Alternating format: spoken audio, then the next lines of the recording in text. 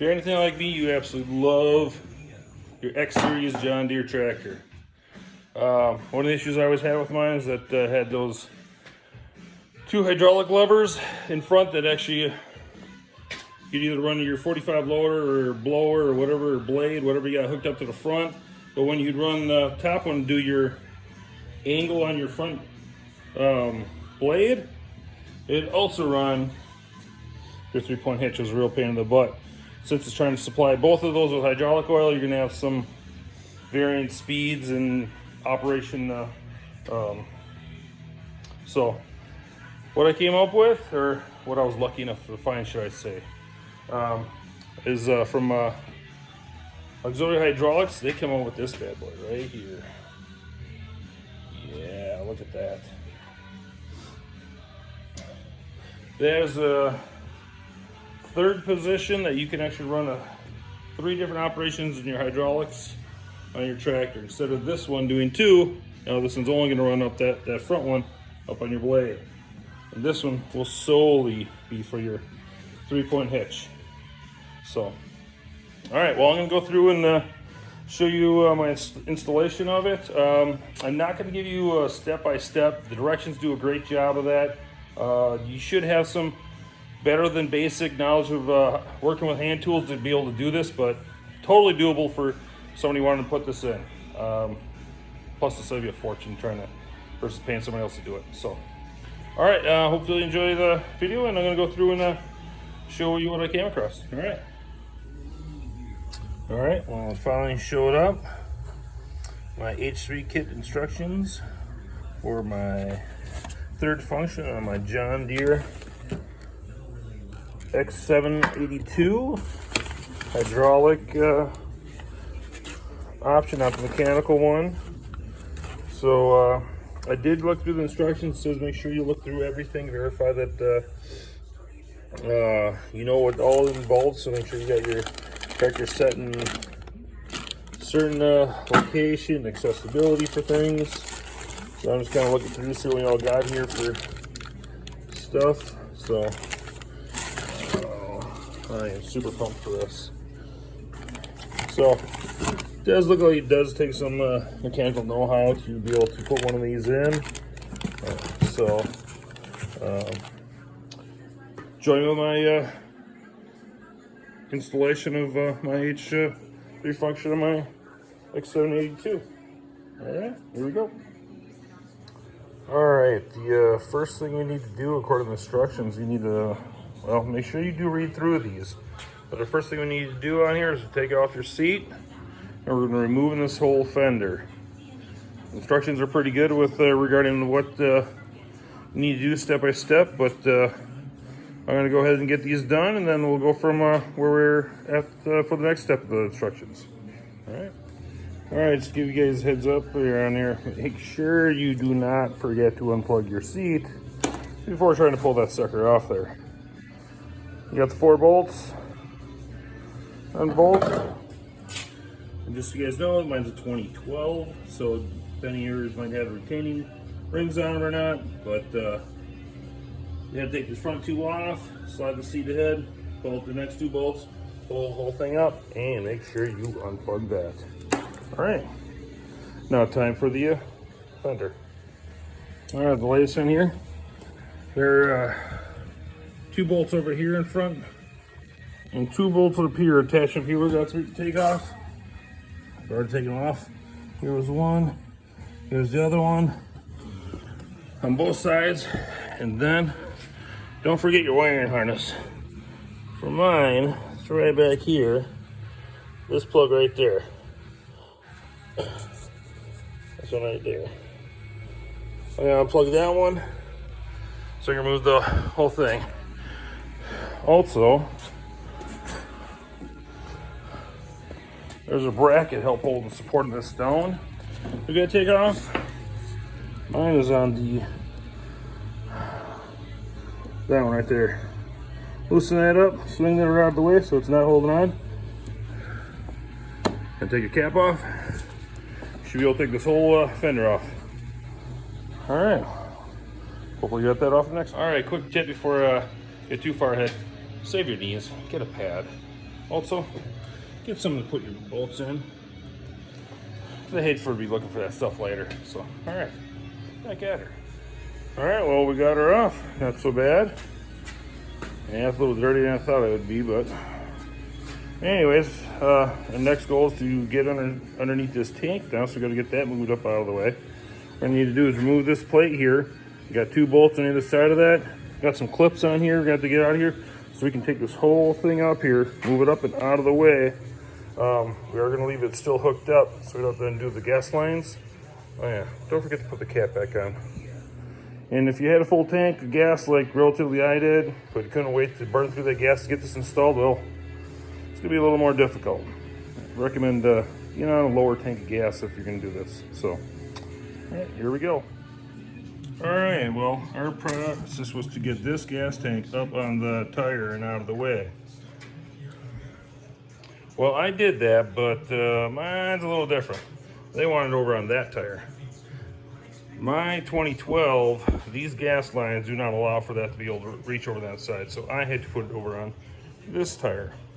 Feel free to vacuum off all the crap and debris that you've accumulated throughout the years, as I have. The next process, what we're going to do is start isolating the rock shaft cylinder down here that runs your 3-point arms, and just separate it from the current system so we can install that extra traction control valve. All right, here we go. If you are lucky enough and to have one of these for a 45 loader for your X series, that bar is going to have to come out. I am not wild about that, but it's got to be done. Also, inside here, there are lines from the rock shaft that need to be disconnected. This one right here, going into that hard line. And there's another one back here, right down in there, to the other side of this cylinder. Both of those have to get disconnected. In the directions, ask for you to remove a bracket. Let's go down there and take a look. I'll show you which one I'm talking about.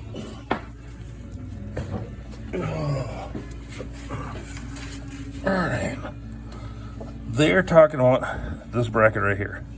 This is the one you need to take out, because we're going to have to get those lines to move. We're also going to need to, oh crap, are they? There they are.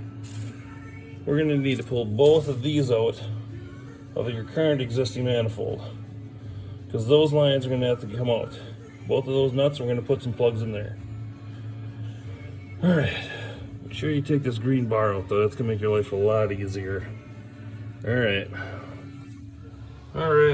Well, I got these 2 capped now. I removed one of the lines already. The other one I left in because I'm having a little bit of a pain in that one. Removed that bracket that was in here. There it is. And with one of the hose lines hanging, but the other one, that's a little difficult. I'm hoping when I pull the rear end out, maybe be able to exit that way. But moving on to the next section, we need to work at the steam pump right here. So in directions, we got to pull this line out, going towards the back. It goes all the way up in the pump. That is this one, according to my 2012. This one kind of seems like it's in the way, so I might need to move this one. I'm hoping not.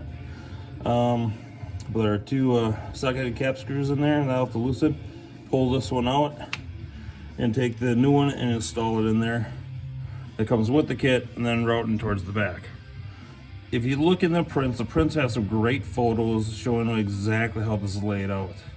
But this is another one that we're gonna have to remove.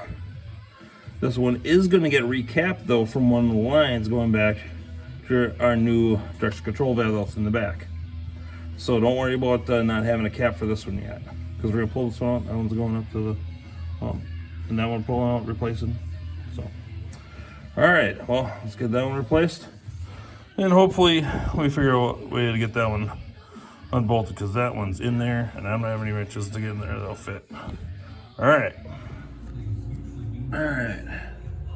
So I did wind up getting that one back line removed that goes up to the pump up there.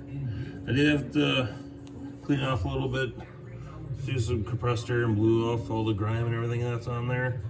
So you can see the nice shiny new one that's in here. Right here, well, right there. That's the one I wanted to go in there. It does go in pretty tough. How I got mine in there, because you can't really hit that because you don't want to kink it or bend any of that, is I got it started, pushed as hard as I could, put the new socket head cap screws back in there, made sure I had a few threads in there, and then actually started working back and forth to actually walk it back in, and actually went in pretty good. Then here's it looking at the rerouting back down underneath, facing towards the back. So the next step is to actually install the, oh, come on, no. Install that new valve.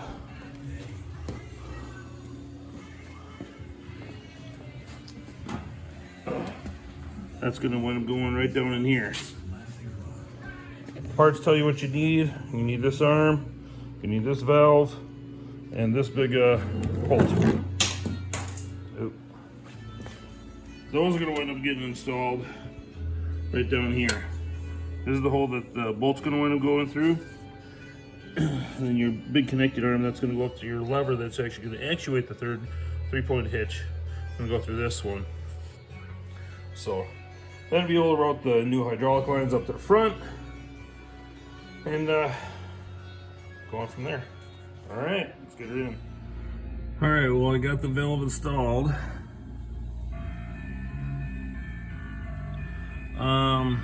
It was a little bit different than the prints asked for. Probably due to the model. The forward reverse control arm, this one, is different than what's in actually the print. Two options to get this one out of the way is one, take the safety pin out here, drop it down, or right up in here there's a nut on the end, but once you get a socket on there, it's really hard to get a ratchet on there to get that off. So I left this alone, and I actually had to take this end now to drop it down or try to push it up, but it still was not enough room for me to get this sucker in here. So what I had to do is take this end off, unscrew it all the way so it dropped down far enough so I could hide this up behind there. Once I was installed, then I was able to put this arm back up. Something I would do in the future, if anybody's looking to install this, wait to put this back in. Wait till actually you get all your hoses installed on here, because when you're trying to tighten up this one connection here, this kind of gets in the way. So hold off putting this back on. It's kind of a pain to get in there, so hold up. Some other things a little bit different. The connecting valve assembly. Here's one of the pipes that ran down from it. The other one is right here. On mine, I had this bracket here for the front hydraulics for the 4-wheel drive, for the all-wheel drive. Here's one line, here's another. I want them splitting them because it did run in this little bracket here. Just for the routing aspect, I moved this one over because it does have a nice big support beam up here. Sorry for the close, not a lot of room down here. And this one from the new valve, I tied in there because it just routes up real nice into there. And I just split all three of them. So at that point, we're ready for the next section. That's actually going to be installed. Working on the back part, trying to install our lines from the rock shaft over to where our two red caps are, so we can actually control it. So we're getting pretty close to the end here. So, all right, let's take a look at the next section. All right, on to the last section. Our goal is to get that cylinder out so we can put new lines attached to it that are going to hook up to that valve that we installed over here. If you ever install one of these, it is not the most fun, but we're gonna get her done, follow the directions, and see how we do. All right, see you in a bit. All right, well, we got her swapped out now. Got the new lines attached to the rock shaft cylinder back here. I will tell you, it was a lot easier this time pulling this in and out than I do remember. Something to consider regarding when you're putting these in here. One of the cylinders, or the lines you need to install, as you screw this right into the back end of the cylinder, and your wrench may be a little too fat to be able to get between the cylinder body that'll butt up to this shoulder and this collar's compressed down, so you might have a little bit of issue if you don't have a narrow wrench to be able to get on and tighten that up. Other thing, let's see. Here's the top view of that, our new pressure control valve, routing them up.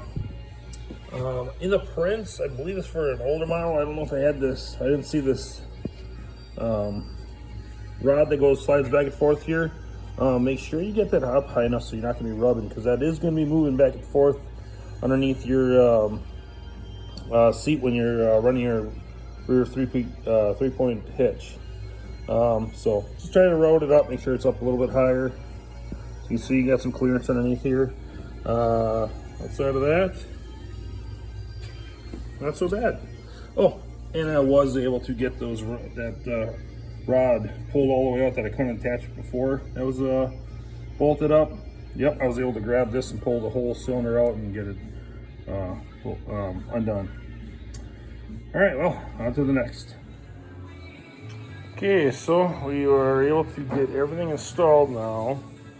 Get that to actuate on its own from temporarily putting the shifter on. Double checked all my fittings, verified that everything worked, nothing leaked. Was pretty happy. Forgot to hook up the cylinder down below, but minor thing. Got that going. The next process is to put the whole fender system back on. Make sure you hook up all your connectors back up, gas line, everything. Make sure you know all your lines are running in good spots, so you're not going to get them pinched like this one was. We're kind of done with this part. The next part we're going to be working on is cutting the slot for this thing up on our deck, or our fender, should I say. All right, well, let me get this back on there, and we can go to the next section regarding cutting that spotter for that handle. All right, start getting ahead of myself a little bit, but I got the fender all back on. Next part is to start cutting our slot for the handle to come through. As you can see, I started coursing a little bit. You gotta make sure you use this little jig that I set up here. This will slide up until you hit this point, this seam right there. If you see in here, there's one little ridge right there. That's going to actually sit right in there. And then that's where you're going to actually wind up cutting your slot out for the handle. I put a brand new blade in my knife, safety knife, you know, to start this one. It does cut pretty decent. I left the seat off for this one just so that I have a little more room in case I want to maneuver, just to get myself in a better position. So I'm gonna start cutting this out and see how it goes. I'm not sure if I'm gonna like the edge on here. I do have a metal deburring tool that I might use along the outside of here just to help round it off, make it a little bit nicer after I get through. But I'm gonna cut through this and see how it goes. All right, so I just started using my blade and start pushing down. And I just kept pushing and pushing and pushing. Eventually I did get through here. So if you're worried how good you're gonna be able to get through, if you just keep going along the same line and back and forth, eventually you're gonna get through. As you can see, mine cuts right through. All right, I'm gonna get that out and get that handle put in now. All right, well, there we are. Put the 3-point hitch back on.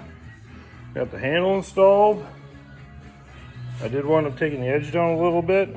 I couldn't find my deburring tool, so I just used the edge of the razor blade. And then when it came to bolt it out, just verified I could get my full stroke like it says in the directions. Get my 45 loader bar. installed back in, all tightened down. So, let's take a look what this thing can do now. So, back at the controls.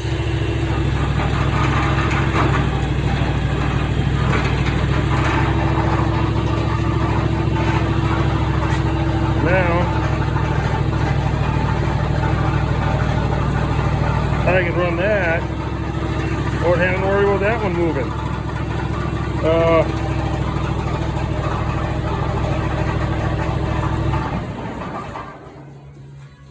Super excited about this. One big shout out to Auxiliary Hydraulics for coming up with this. It's one of the options that I was actually considering going up to a bigger tractor just so I could have this option. But I can tell you now that this X728, that's going to be around for a long time now that I got that extra function. That is huge. Here's some of the items that I had to take out. Got the two lines that ran out to the back cylinder that ran the 3-point NO. Those came out. Got the main line that came off the front quick connect right there, and then right up to the pump. That one got replaced with a different one. And these are just two of the short lines that came in when I installed the 3-point hitch in my tractor originally. So those all came out and didn't need these anymore.